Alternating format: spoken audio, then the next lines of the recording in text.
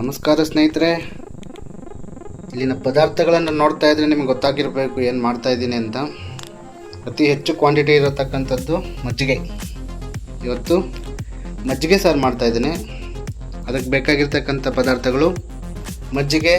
ನಿಮ್ಮ ಮನೇಲಿ ಎಷ್ಟು ಜನ ಇದ್ದಾರೋ ಅಷ್ಟು ಜನಕ್ಕೆ ಮಜ್ಜಿಗೆ ತಯಾರಿಸ್ಕೊಳ್ಳಿ, ರೆಡಿ ಮಾಡ್ಕೊಳ್ಳಿ ಮೊಸರಿಂದ.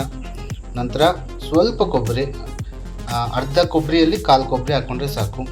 ಸ್ವಲ್ಪ ಅಕ್ಕಿ, ಬೆಳ್ಳುಳ್ಳಿ ಅರ್ಧ, ಉಪ್ಪು, ಸಾಂಬಾರು ಪೌಡರ್ ಒಂದು 1/4 ಸ್ಪೂನು, ಒಂದು 4 ಒಣಮೆಣಸಿನಕಾಯಿ, 2 ಈರುಳ್ಳಿ, ಆಯಿಲು, ಸಾಸಿವೆ, ಮೆಣಸು ಮತ್ತು ಅಡಿಗೆ ಅರಿಶಿನ ಮತ್ತು ಕರಿಬೇವಿನ ಸೊಪ್ಪು ಒಗ್ಗರಣೆಗೆ. ಇಷ್ಟೆಲ್ಲ ಐಟಮ್ ಹಾಕಿ ನಾವಿವತ್ತು ಮಜ್ಜಿಗೆ ಸಾರನ್ನ ತಯಾರಿ ಮಾಡೋಣ.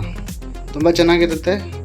ಬಿಸಿ ಬಿಸಿಯಾಗಿ ಬಿಸಿ ಅನ್ನಕ್ಕೆ ಮತ್ತು ಮುದ್ದೆಗೆ ತುಂಬ ಚೆನ್ನಾಗಿರುತ್ತೆ. ಇದ್ರ ಜೊತೆ ತುಪ್ಪ ಇದ್ದರೂ ಇನ್ನೂ ಚೆನ್ನಾಗಿರುತ್ತೆ. ಸೊ ಯಾಕೆ ತಡ, ಮುಂದೆ ಹೋಗೋಣ. ಚಲೋ. ಮೊದಲನೇದಾಗಿ ಮಿಕ್ಸಿಗೆ ಎಲ್ಲ ಪದಾರ್ಥಗಳನ್ನು ಹಾಕ್ಕೋಬೇಕು. ಏನೇನು ಹಾಕ್ಕೊಳ್ಳೋಣ? ಮೊದಲನೇದಾಗಿ ಒಂದು ಈರುಳ್ಳಿನ ಹಾಕ್ಕೋಬೇಕು. ಒಂದು ಈರುಳ್ಳಿ, ಇದು ಬಂದ್ಬಿಟ್ಟು ಮತ್ತು ಸಾಂಬಾರು ಒಗ್ಗರಣೆ ಹಾಕ್ತೀವಲ್ಲ ಆವಾಗ ಹಾಕ್ಕೊಬೇಕಾಗತ್ತೆ. ಮತ್ತು ಅಕ್ಕಿ ಮತ್ತು ಬೆಳ್ಳುಳ್ಳಿ, ಕೊಬ್ಬರಿ, ಒಂದು 5ರಿಂದ 6 ಮೆಣಸು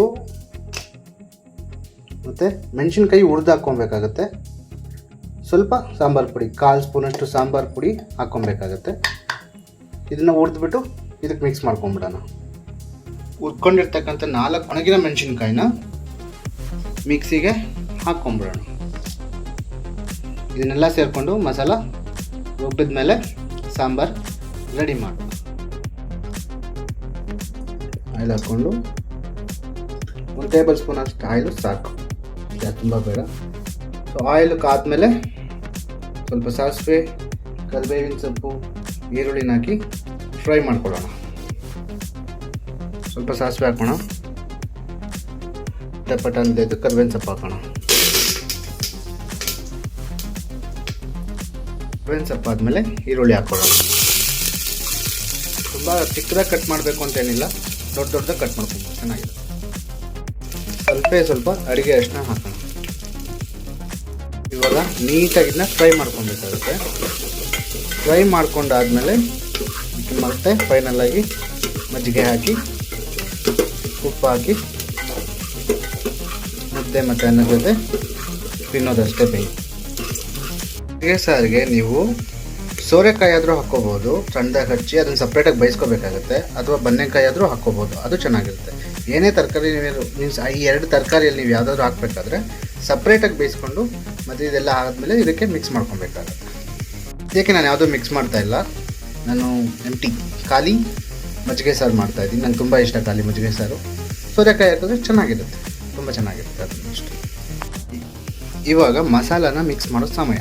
ಮಸಾಲಾನ ಮಿಕ್ಸ್ ಮಾಡಿಬಿಡೋಣ. ಮಸಾಲ ಹಾಕಿದ್ಮೇಲೆ ಸ್ವಲ್ಪ ಒಂದು 2 ಮಿನಿಟ್ಸ್ ಹಿಂಗೆಲ್ಲ ಫ್ರೈ ಮಾಡ್ಕೊಂಡ್ಬಿಟ್ರೆ ಚೆನ್ನಾಗಿರುತ್ತೆ. ಇವಾಗ ಮಜ್ಜಿಗೆನ ಮಿಕ್ಸ್ ಮಾಡೋ ಸಮಯ.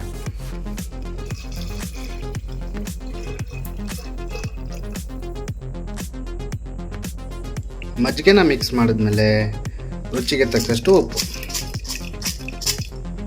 ಉಪ್ಪು ಹಾಕಿ ಒಂದು ಕುದಿ ಬರೋವರೆಗೂ ಬೇಯಿಸ್ಕೋಬೇಕಷ್ಟೆ. ಒಂದು ಕುದಿ ಬಂದಮೇಲೆ ಬ್ಯಾಟಿಂಗ್ ಮಾಡೋದೊಂದೇ ಬಾಕಿ ಇರುತ್ತೆ. ಸಾಂಬಾರು ರೆಡಿ ಆಯಿತು, ಕುದಿತಾನೂ ಇದೆ, ಕುದಿದಾಗಿದೆ ಒಂದು ರೌಂಡು. ಸ್ವಲ್ಪ ಉಪ್ಪು ಹಾಕಿದೆ. ಇವಾಗ ರುಚಿಗೆ ತಕ್ಕಷ್ಟು ಉಪ್ಪು ಹಾಕಿದ್ದಾಯಿತು, ಅನ್ನಕ್ಕೆ ಇಟ್ಟಿದ್ದಾಯಿತು. ವೈಫ್ ಬಂದಮೇಲೆ ಮತ್ತೆ ಮಾಡ್ತಾರೆ, ಮುದ್ದೆ ತಿಂದು ಆಫೀಸ್ ಕೊಡ್ತಾ ಇರೋದಷ್ಟೆ. ಸಾಂಬಾರು ಕುದಿಯೋಕ್ಕೆ ಸ್ಟಾರ್ಟ್ ಆಗಿದೆ. ತುಂಬ ಸೂಪರಾಗಿದೆ ಸ್ಮೆಲ್ ಮಾತ್ರ. ಯಾವಾಗ ತಿಂತೀನಿ ಅಂತ ವೆಯ್ಟ್ ಮಾಡ್ತಾಯಿದ್ದೀನಿ. ಸೊ ಸಾಂಬಾರು ಯಾವತ್ತೂ ಕುದಿಬೇಕಾದ್ರೆ ಕುದ್ದುಬಿಟ್ಟು ಆಚೆ ಬರಬಾರ್ದು, ಅದು ಮಸಾಲೆ ಎಲ್ಲ ಹೊರಗಡೆ ಹೋಗ್ಬಿಡುತ್ತೆ. ಸೊ ಅದು ಮೀಡಿಯಮ್ ಫ್ಲೇಮಲ್ಲಿ ಒಂದು 2-3 ಕುದಿ ಬಂದರೆ ಚೆನ್ನಾಗಿರುತ್ತೆ. ಸಾಂಬಾರು ಇದು ಮಸಾಲ ಹಾಕಿರ್ತೀವಲ್ಲ, ಅದು ಆಚೆ ಬರಬಾರ್ದು. ಆಚೆ ಬಂದರೆ ಟೇಸ್ಟ್ ಹೊರಟೋಗ್ಬಿಡುತ್ತೆ, ನೋಡ್ಕೋಬೇಕು ಹುಷಾರಾಗಿ. ಸಾಂಬಾರು ರೆಡಿಯಾಗಿದೆ ಸ್ನೇಹಿತರೆ. ಬ್ಯಾಟಿಂಗ್ ಮಾಡೋ ಸಮಯ. ಬ್ಯಾಟಿಂಗ್ ಮಾಡೋದ್ಮೇಲೆ ಹೇಳ್ತೀನಿ ಹೆಂಗಿರುತ್ತೆ ಅಂತೇಳಿ. ಅಲ್ಲಿವರೆಗೂ ಇದೇ ಥರ ಸಾಂಬಾರು ಮಾಡ್ಕೊಳ್ಳಿ. ಮನೆ ಅಡುಗೆ ತಿನ್ನಿ, ಯಾವಾಗಲೂ ಹೊರಗಡೆ ಊಟ ಕಮ್ಮಿ ಮಾಡಿ. ಮನೆ ಊಟ ತುಂಬ ಹೆಲ್ತ್ನ ಕಾಪಾಡ್ಕೊಳ್ಳಿ. ಒಳ್ಳೆ ಊಟ, ಒಳ್ಳೆ ಅಡುಗೆ ಮಾಡ್ಕೊಂಡು ತಿನ್ನಿ. 3, 2